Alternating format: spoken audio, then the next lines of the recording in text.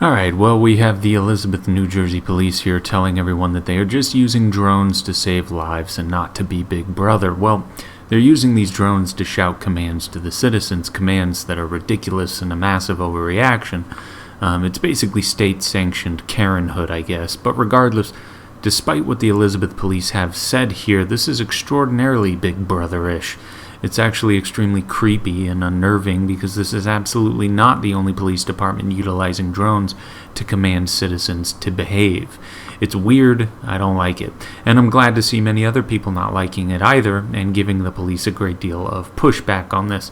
A message needs to be sent to them to stop. And by the way, it's been reported that a lot of police are using drones made by China, so there's a worry that these observations of U.S. citizens could be going to China. China could end up seeing what these drones are viewing. Although the Elizabeth police have said they are not recording anything, they said that in this tweet while they showed you recordings they've taken. So I guess it's up to you if you want to trust them. I don't, though, not in the least. But the thing that really bothers me here in this tweet is that they use the worst, most overused and overabused excuse in the book to spy on everyone. That excuse being that if this saves even one life, it would be worth it. Absolutely terrible argument and a terrible mindset to have while making decisions about what actions to take, because of course with that excuse you can justify absolutely anything. You could lower all speed limits to 20 miles per hour. You could save lives that way. Would it justify that? I don't think so. You could close down all pools and forbid people from owning their own pool. That's a near guarantee that you would prevent many drownings on a yearly basis, and mostly you would save the lives of children, so why not ban pools and ban people from going into any large body of water? Again, you would very likely save lives. You could, in an effort to be everyone's guardian angel, ban all skiing, skydiving, boxing, football games, MMA. All of those things carry a risk of death, a very real risk. Well, if we're going to say that we need to be more fascistic in order to save lives, why not ban all of those things and add sledding to that list and add playing rugby, surfing, horseback riding, and race car driving? People can and have died from all of those things. If your purpose is to enact policy in an effort to prevent the loss of even one life, then go for it. Go all the way. I'd like to see it happen, and I would like to see the unprecedented pushback and defiance from the citizenry.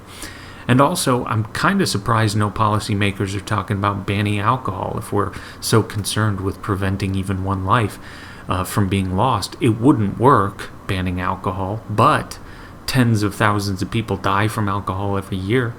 And why not try and ban it again? It was terrible when we did it in the 20s and 30s, but since when did the lessons of history ever stop politicians from creating terrible policy? I mean, you know what else we could do? We could ban all processed foods, ban all foods the government deems to be unhealthy. Poor dieting habits lead to a whole host of cardiovascular issues that lead directly to many deaths. Why not ban that too and force people to exercise as well? Gotta do it to save lives. And while we're at it, keep the lockdowns in place for good. The flu and many other contagious diseases kill tens of thousands of people every single year in the U.S. If you want to prevent the loss of even one life, this would be the course of action to take.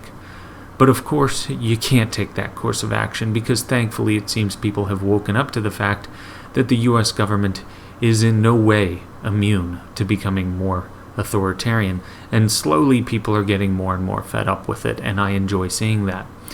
So this whole thing reminds me of what Ron Paul once said, and I think I've mentioned this before. It was during one of the presidential debates in 2012 in which he pointed out, you could prevent a whole lot of crime and even save a lot of lives if you stationed police and perhaps even the military on every corner of every street, have constant patrols of all blocks and all neighborhoods. You could do that and see thefts, murders, rapes, you name it. You would see those numbers likely go down. So why do we not do it? Because it would be a gross violation of the privacy, rights, and liberties of people. It would be far too totalitarian for the government to do this, and many people, thankfully, would not put up with it. So there is a line there. Saving lives at the cost of your privacy and your liberties is not worth it. But that is all for now. Like, subscribe, share, all that awesome stuff, and don't do anything because everything carries a risk of death. So take it easy.